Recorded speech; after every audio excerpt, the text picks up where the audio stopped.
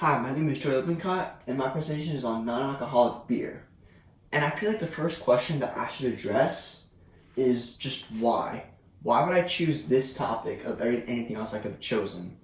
Well, I think it's really interesting, the topic of alcohol in general and like teenagers in today's age, because I feel like teenagers in this day and age really want to try alcohol out, but like their parents always advise them to not try alcohol at all because of all the negative effects it has on you and on your future, on your liver, on your health, and that kind of a thing.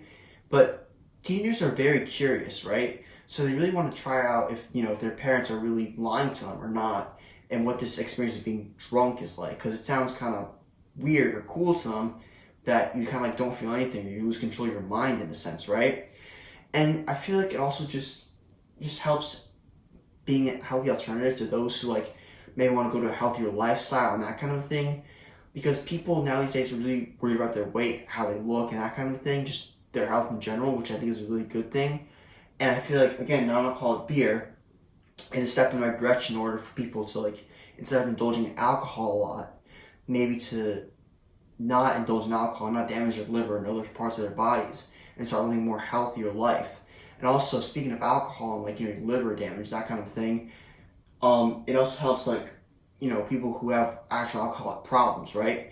People don't want to get a patch of nicotine or alcohol, from like the pharmacy, or maybe like completely like get off alcohol in general, because I feel like people have a hard time with that. People do struggle with getting rid of alcohol in their life. So maybe, again, drinking non-alcoholic beer might give them the same taste of drinking beer, but not with the alcohol, which kind of like helps them maybe ease out on like using alcohol and drinking it in their daily life, right?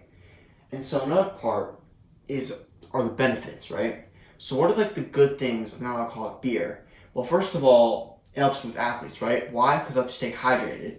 No more alcohol tends to dehydrate you because alcohol just uses up your liver and that kind of thing. So it's really not healthy for athletes, right? Because they need to stay active and hydrated on the field.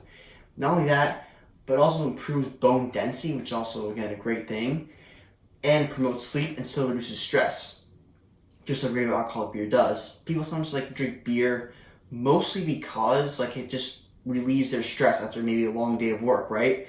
But even this non-alcoholic beer, which doesn't have any of the negative effects of alcohol, like liver damage, still gets the job done in a sense, helping reduce your stress. Now, I guess the question would be like, how would I do this in a sense? And there are like many ways online I've researched to look it up. Some of the ways is through distillation processes. Another way I found online as well is boiling the alcohol. So there are ways I could do this at home.